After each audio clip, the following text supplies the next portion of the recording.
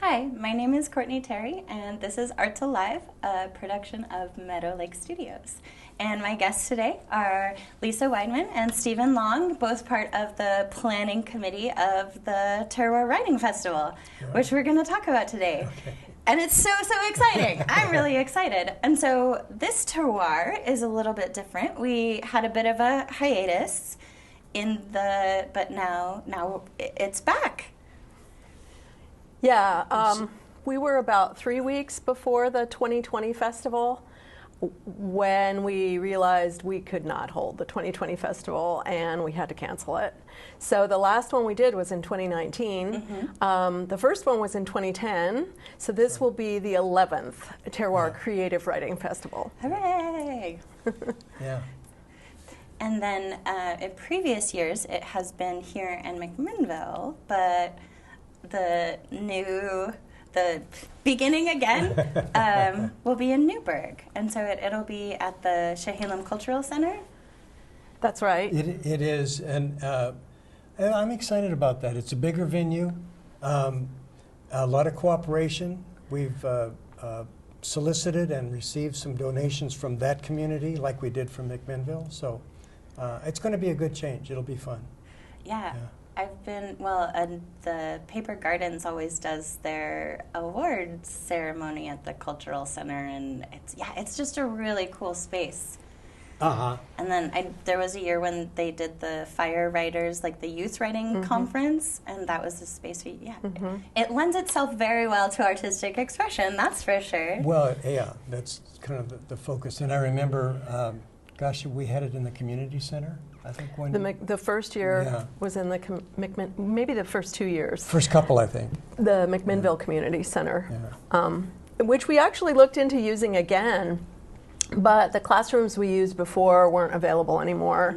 And there's also some kind of a dance class on Saturday mornings with loud rhythmic music that doesn't really go that well when it's on the other side of the wall. So, fair. But anyway, Chehalem Cultural Center was really eager to have us come there.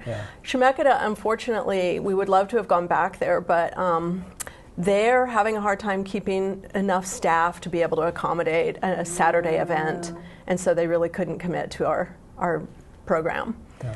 But we're happy to be bringing it to the other side of the valley. Yes, or exactly. of the county. I know. I feel like sometimes a lot of arts and culture stuff kind of gets focused in McMinnville, but it's exciting to send it out to other places. But the terroir is that it includes that area. So it's nice to reach out. Yeah. I don't know what the future will be, but for now it's great. It's an exciting change. Sure. And so we should say Terroir is Saturday, April 29th. Correct. And starts with the keynote. The first session with morning keynote is at 9 a.m. 9 a.m. And it'll go till just about 5 p.m. Oh, so it's all day. And it's a full day. And I've been looking over the list of all the different speakers and all the different topics. There's so much. Your committee has done an amazing job, and I think it's so cool that it's all different types of writing. It's different types of creativity, and that's so. When you're looking for speakers, is it word of mouth, or is it? I feel like there's some old favorites. For sure. But I think we've done a great job because we are involved in this arena outside of Terroir. There are connections. We know, particularly Barbara Drake knows people, and Emily Grosvenor too. Knows a lot of writers. And so there's a sort of have we talked about so and so to come in, and for Little McMinnville we've had some pretty impressive folks. Over the years, yeah. And we do always try to get some fiction writers, some poets, some nonfiction writers, and then we sprinkle in some other things along with that. Like, for example, this year we have a session on chapbooks, what they are and how to produce your own. Oh, that's so they're small literary publications that just about anybody can publish if they want to. And we have another session on zines, and not only how to create your own zine, but how to use zine creation as your creative process. Yes. So, and then another one that's a little bit unusual that we haven't had before.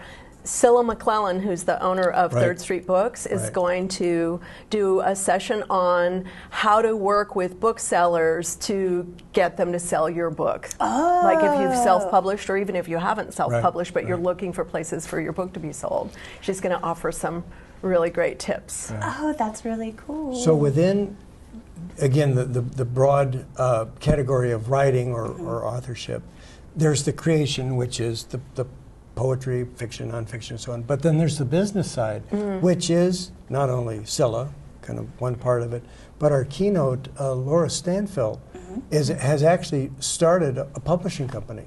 And I'm really interested in that industry, like so many, is evolving. And I really am anxious to see what she has to say about that. I think she'll talk about that in the panel session at the end of the day. Yeah. It's a panel on publishing and how to find your audience. And then in the morning, she's going to talk about how to deal with rejection letters. Oh, okay, which that's important. Every writer needs to be ready for. Yeah, I mean, and it's exactly what you said, Steve. Like, just I love that there's something for folks that are amateur and maybe just want to build their skills for themselves. But then, yeah, those folks that really want to know how to take those next steps. Sure.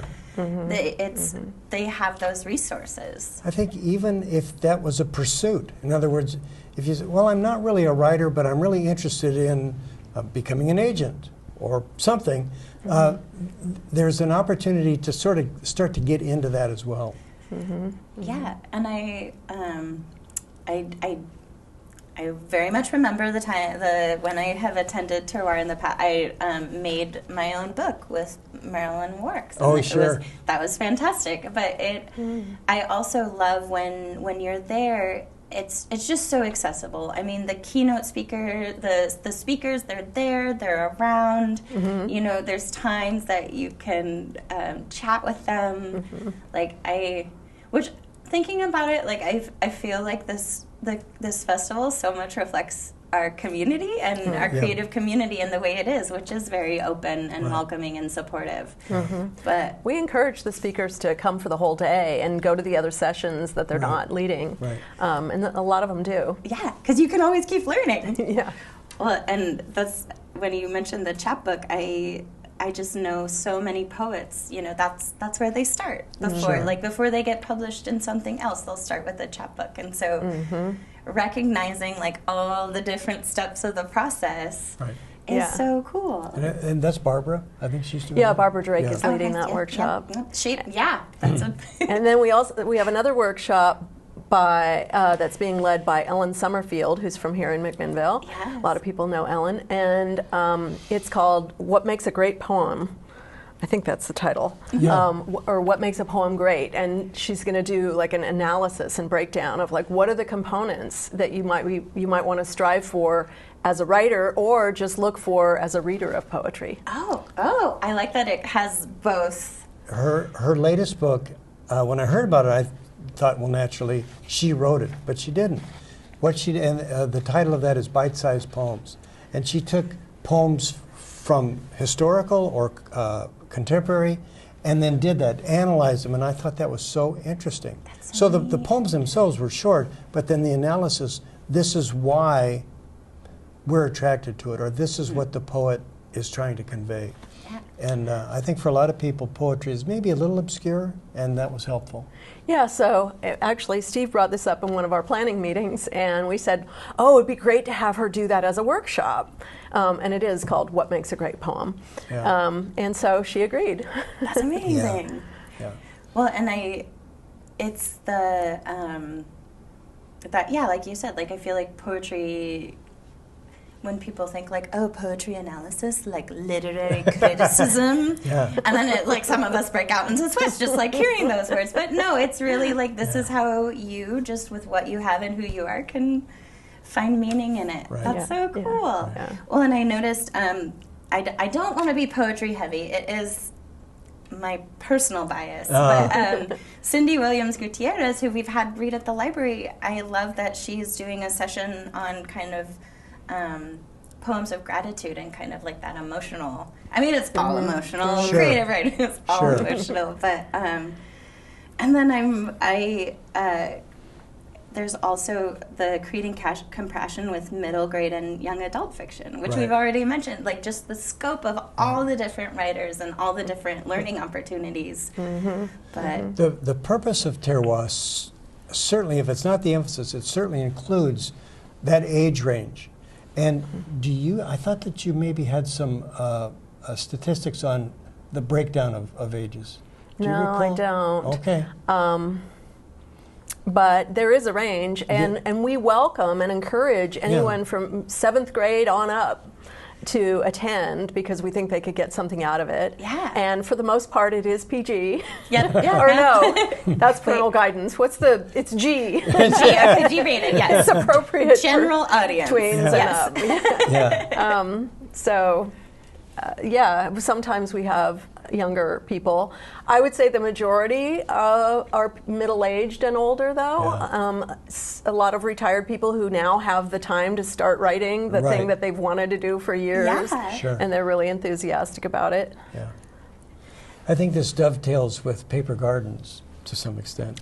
And I know that there's a large young contingent that contributes to that. So.